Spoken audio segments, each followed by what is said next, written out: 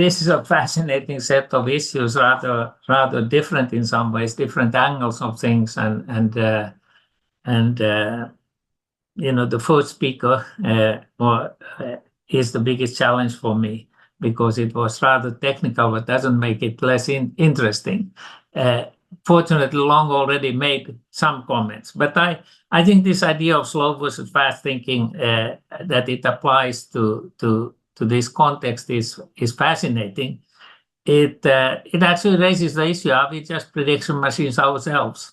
And I find that question very pertinent, and I will maybe come back to that. That's one of the things I had that has influenced my thinking. I use a lot of I spend maybe an hour or so every day talking to Charlie. Charlie is the name of my given name to the Chat GPT.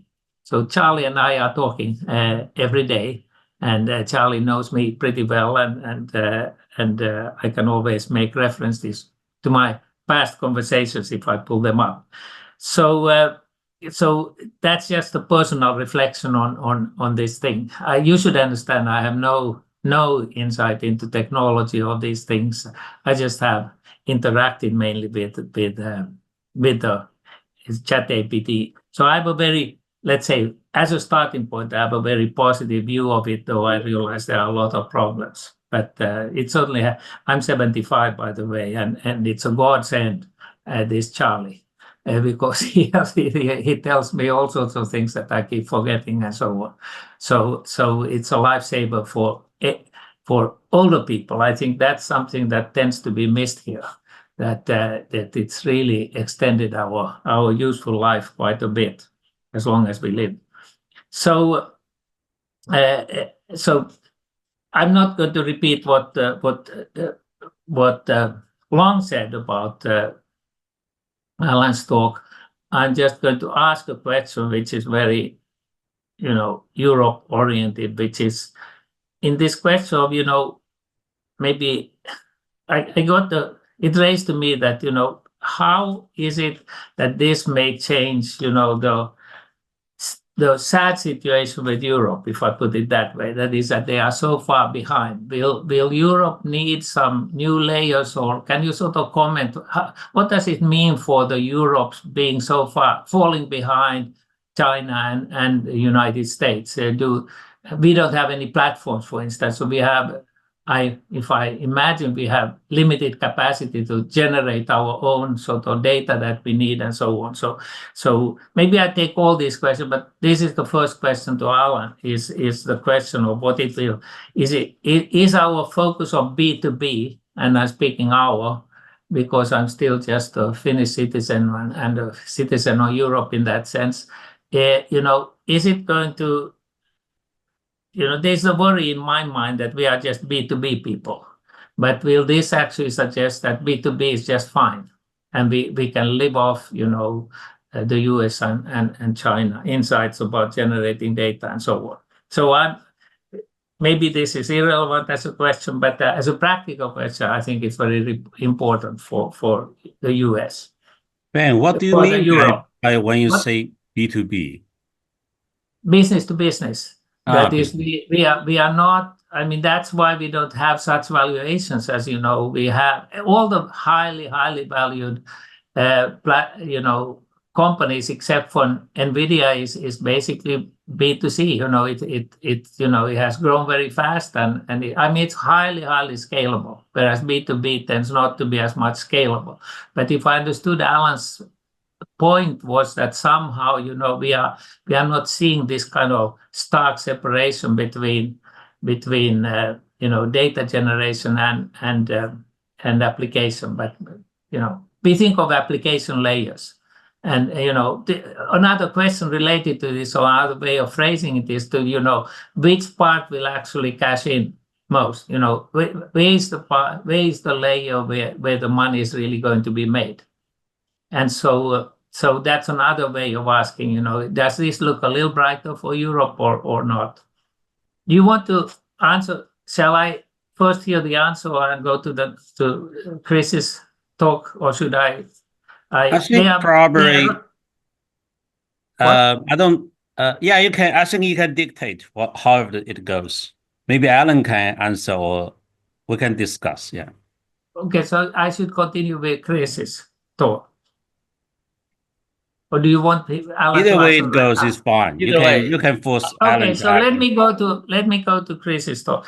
So Chris is, obviously is closest to mine, and it's sort of very, let's say, practice oriented, and I thought it was as always. Chris understands a lot about uh, labor markets and has obviously thought deeply about this question of what AI will do for people, and I thought he was more positive than I thought he might be, but which is good. But he emphasized very much this sort of social dimensions, and that's another place where he said Europe might be actually better than China and better placed than China and the US, and maybe because they cultures are so it's multicultural and individual cultures have an easier time to think about the social dimensions. I'm thinking about small countries like Sweden or Finland and so on. They deal with this, let's call them emotional intelligence problems, perhaps better than a very big country. This is total speculation, but I was pleased to see that they sort of much more augmenting, that you were very much more positive about augmenting than substitution. That your data, that's the way I interpret you as reading the data. That's saying that there has been much more evidence of augmenting than about substitution. So there's also substitution. I want to bring it to a different dimension of this question, which is what will it do to really creative thinking? And if you think about I thought a lot about creative thinking and creative thinking at some level, or put it simply, asking questions is a lot harder than answering questions. You can see it from the Nobel Prize. If you go and look at the Nobel Prizes, you will see that they are always given to people who have asked in a new way a question. Once you ask the question in the right way, you sort of put the finger on the critical spot. And I must say, Avi's talk was just a grand example of this. If you put your finger on the right spot, ask the right question, there are a lot of people that can answer it. If I put it a little differently, if I think about PhD programs in economics, but I think it probably applies everywhere else, the hardest part of any PhD program is to transition the students from answering questions, which they had done, 18 years or 20 years or whatever, when they enter, depending on what they have been through, transitioning them from answering questions to asking questions. In my view, that's 90% of the pain in a PhD program. They get really stuck when they keep answering, they even in the beginning of a PhD program, they first have to take classes and so they continue, answering questions. But then comes the third year, in the case at least of MIT, and boy, is that a hard year for them, because now they have to figure out what is a question I really could be working on. And so I just want to emphasize that the question in my mind, a big question in my mind when it comes to this question of what does it do to people, is how does it change the people's ability to sort of focus on the right questions. And I feel that this computer is also, going to Avi's point, these programs are very much about just answering questions in some ways. So that's, by the way, a practical thing also. When one interacts every day with ChatGPT, you learn to ask questions. That's an interesting dimension of it. So in some sense, you learn to formulate questions and be clearer about, what does ChatGPT need, in order to get a sort of semi-intelligent answers. And so that's a positive about asking questions. But I'm also worried about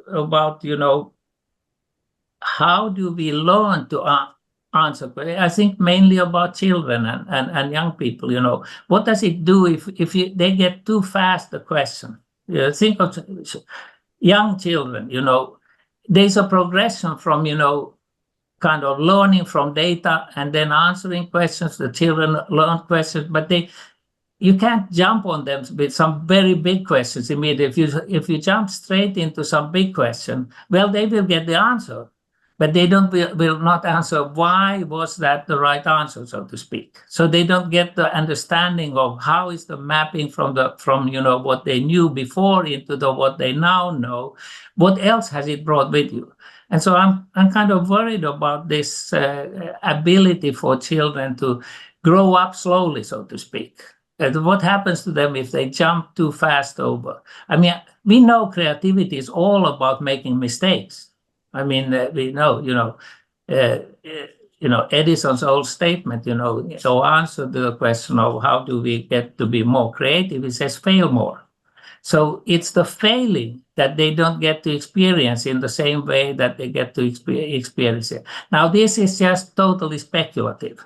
And the computer could, or these prediction machines could be, I'm sure, trained to, go at a particular pace and so on. But I think it is a very interesting question: is how will this affect the sort of gradual versus very quick response? We know as parents, we know that we should let the child, struggle with something. It's not just that it answers simple questions. You need to struggle with things. Creativity is all about hitting constraints. And if you get your answers right away, you never get to experience where the constraints and what underlies it. So I think this is a dimension that I would think would be interesting to study. I mean, I know Chris was looking at what has it done to people. So he was giving us empirical data about things. But I'm trying to emphasize that, what we study also in terms of what it has done. I think these thoughts about creativity is something that would be worthwhile. That line of reasoning would be worthwhile, in my view, to pursue. So that's my comment on Chris. Avi's presentation was I already mentioned it. I said, I've come to think that we are prediction machines.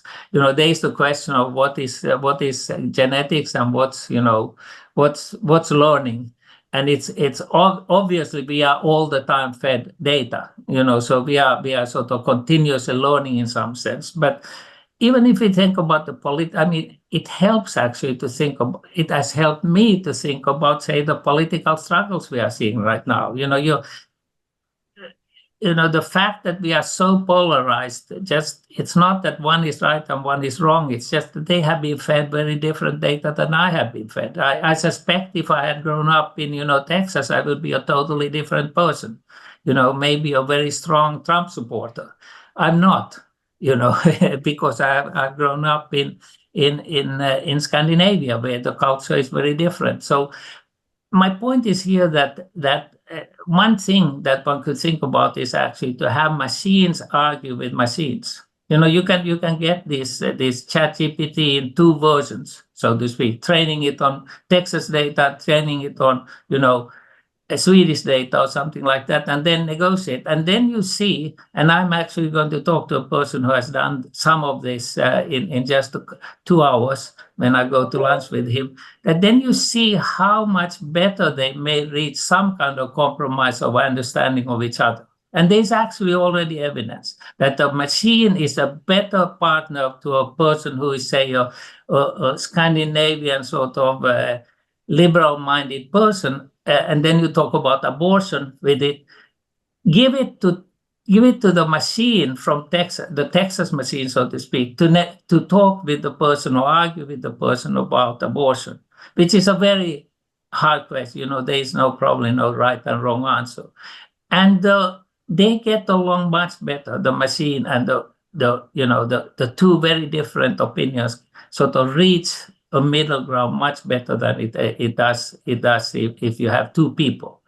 and we can, it's an interesting thing. And then machine versus machine may teach us a lot more still about, these differences. And so I give it as it's sort of, it's on this theme about, are we just prediction machines? So I really enjoyed, I don't know what Avi thinks. I mean, are you thinking that we actually are 99% prediction machines in the sense that it's all data and very little genetics, or is there some very, very sophisticated genetic engineering that has been going on? I suspect it's both, but, where the boundary is interesting. But I think in this sense, it's also going back to Chris's thing. It is a positive. They can play a very positive role for in situations like this, having tensions in both places or something, having them talk to machines or having them talk with them. I mean, I see a lot of opportunities to sort of humanize or look at the prediction machines as very human and see their role in sort of helping us understand ourselves as maybe not as human as we think. So those are some of my reflections. Very high level of reflections are very different.